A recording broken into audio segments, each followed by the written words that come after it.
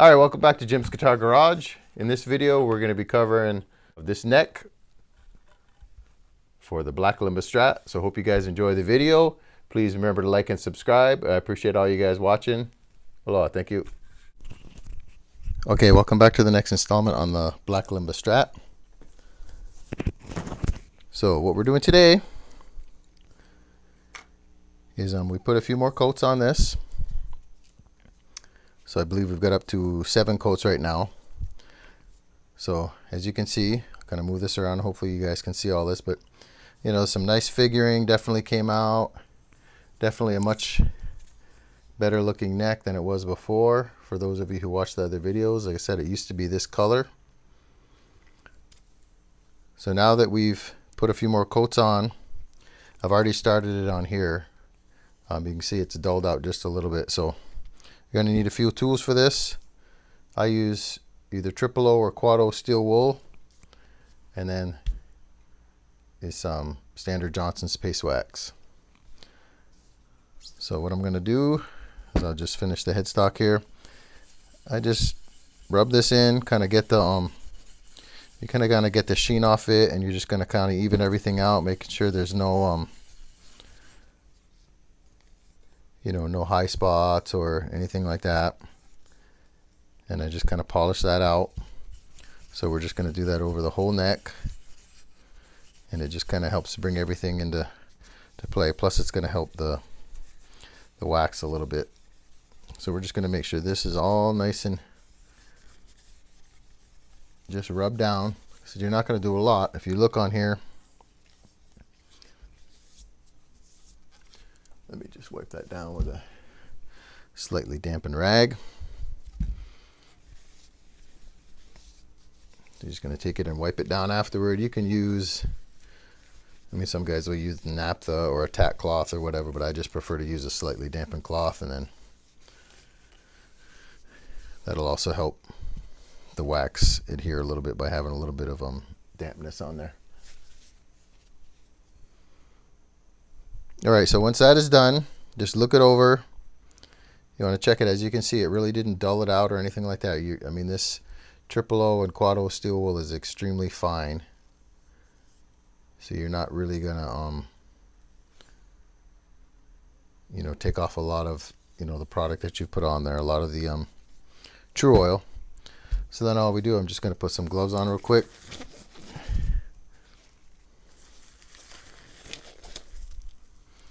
We're just going to pop this open.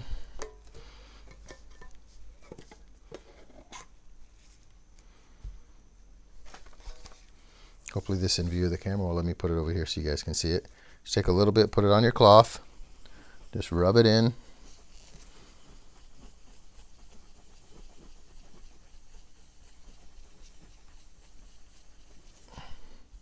Kind of doing the same thing like we were doing with the Tru-oil. You just rub that in. Grab yourself a nice lint-free cloth, like one of these shop towels. You can use, you know, some old cotton t-shirts or something like that. I might end up doing a final buffing with that. And then you're just going to continue to do the same thing. You just fold it in like eighths.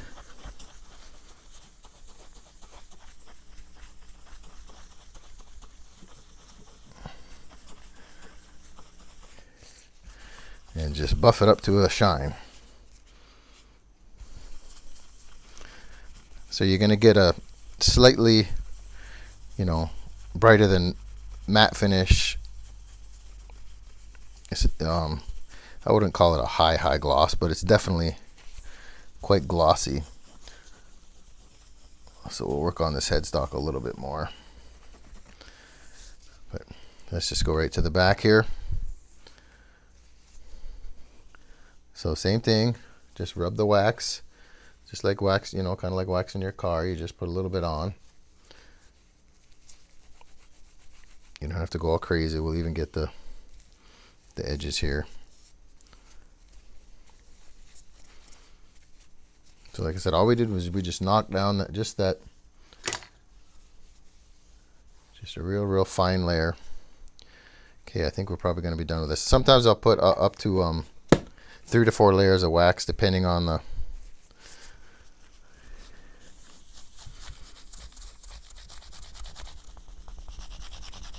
So we just rub that out, just kind of polish it up.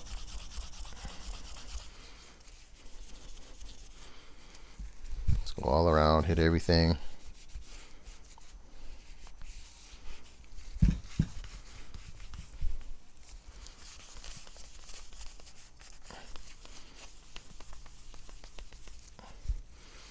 Turn this over.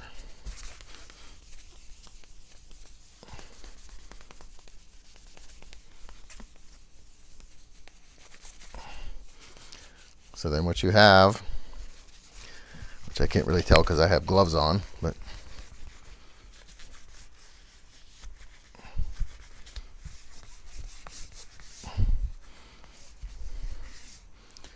so what you've done is you've knocked off a little bit of the stickiness. There's a slight tackiness with this.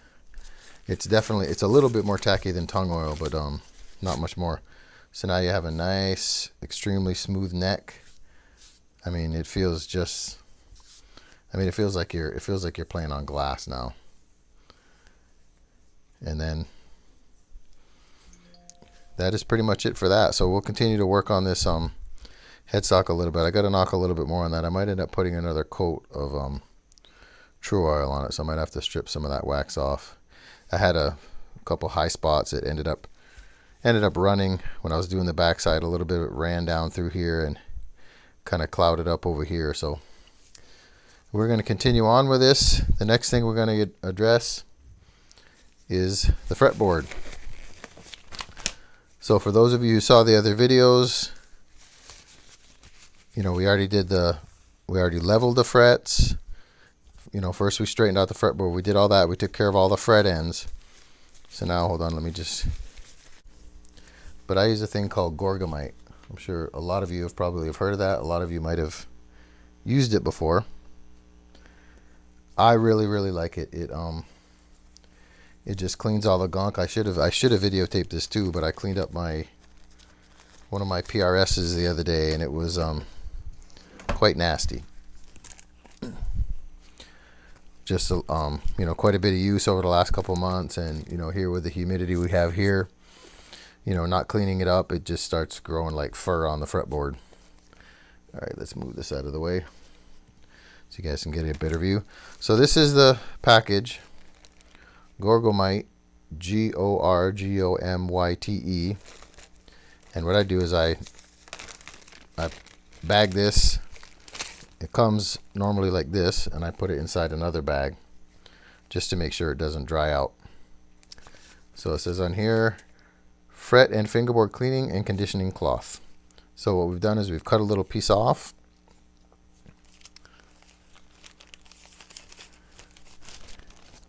And if you can tell, I don't know how clear it shows up on camera, but we've got a little bit of dust in here too from the sanding and everything. So we're just gonna start rubbing this thing in,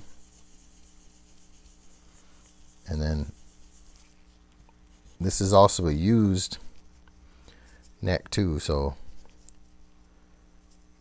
my brother bought this off of eBay, I believe it was, or Reverb or something like that. So we're just going to rub this in here, and we want to make sure we get you know, get right on the sides of the frets. And I usually use my fingernail a little bit and just kind of shove that thing down in there on both sides, especially if it's dirty. I mean, if it's, you know, if it's a brand new fretboard or whatever, or you're just, you know, doing like a monthly cleaning or a weekly cleaning or something. I don't know if anybody cleans their guitars that often. Hopefully my head isn't getting in there too much. So all we're doing is just rubbing that stuff in here. And for those of you who watched the other video where we did the repair on this fretboard,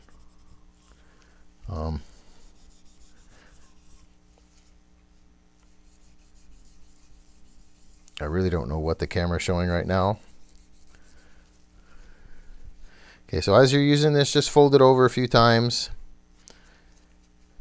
This one is a little bit dry because I was going to shoot this video the other day. Didn't end up doing it, and then I left it out.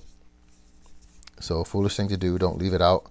So for those of you who watched the other video where we did this, back to that where we did this fret repair, or sorry, fingerboard repair. It was on the 8th fret right here where we did that repair. So I don't know, most of you,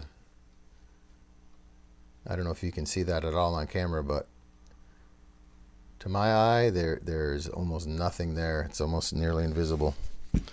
So this stuff is pretty simple. Just continue to go on, just rub it in. We've also got a little, you can see a little bit of that paint stuff. We've also got some overflow, I guess you'd call, of the Tru-oil on the 12th and 13th fret. So we're just gonna continue to rub that. So most of the time this is actually a little bit more damp. So for sitting out overnight, this actually isn't that bad. Actually, it might have been 2 nights, but who's counting?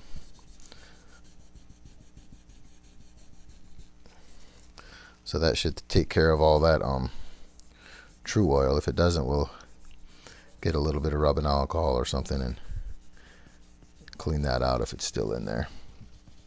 Looks like right now it's taking care of it.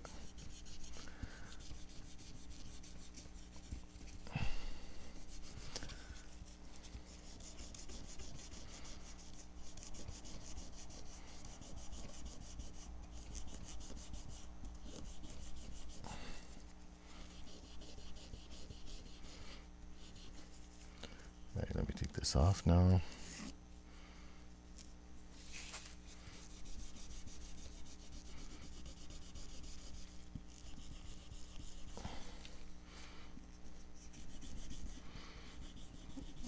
So for those of you who have used this Gorgomyte stuff, let me know what you guys think of it in the comments. I've just started using this stuff like within the last, I don't know, 6 months to a year maybe, and I really like it. Like I said, with the high humidity we have over here, my fretboards get pretty nasty, and especially if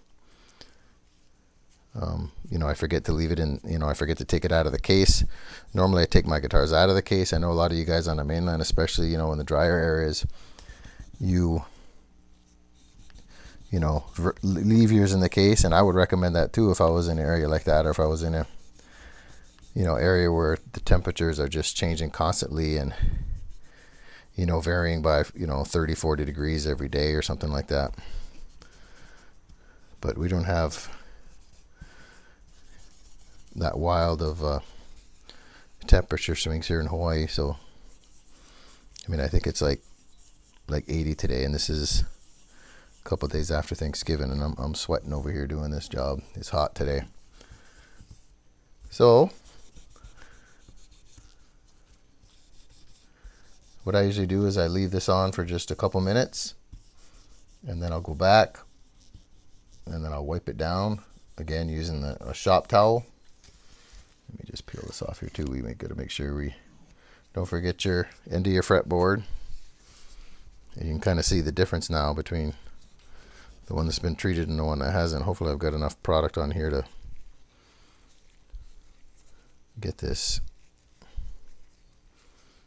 But I definitely recommend wearing gloves when you use this stuff. I don't think there's anything poison or anything like that, but it's just, so there we go.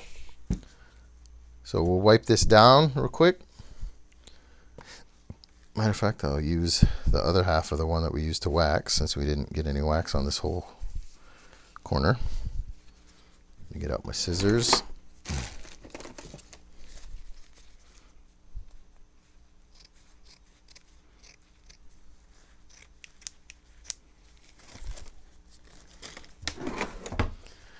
Okay, and then all I do, just same thing, fold this up a little bit, just go in there, kind of wipe it down.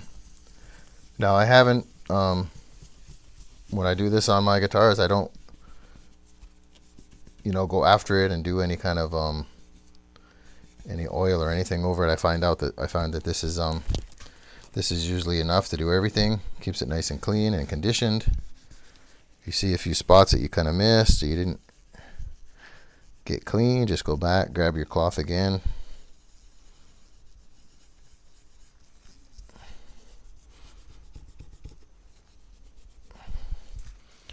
Some gunk out of there.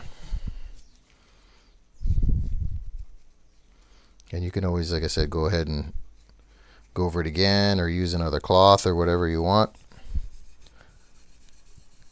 So I'm just going to rub this in really good. Said I don't know what kind of environment this fretboard was in before, so I want to make sure it's good in condition before I send it back to him. He's on the mainland, and I'm pretty sure it's cold where he's at right now, so they're, I'm sure, using heat. So this is going to go back to a really, dry environment from, today, probably about 85% humidity or something. And it's going to go back to a dry environment, where they're using, a combination of furnaces, wood stoves, whatever. And it's really going to dry this wood out, so we want to make sure that's nice in condition. Okay, so wipe it down one more time, and that is pretty much it for doing the fretboard. So we're gonna pause for a minute here, and then we're gonna put all this hardware back on. We're gonna put the tuning keys and everything back on in just a few minutes.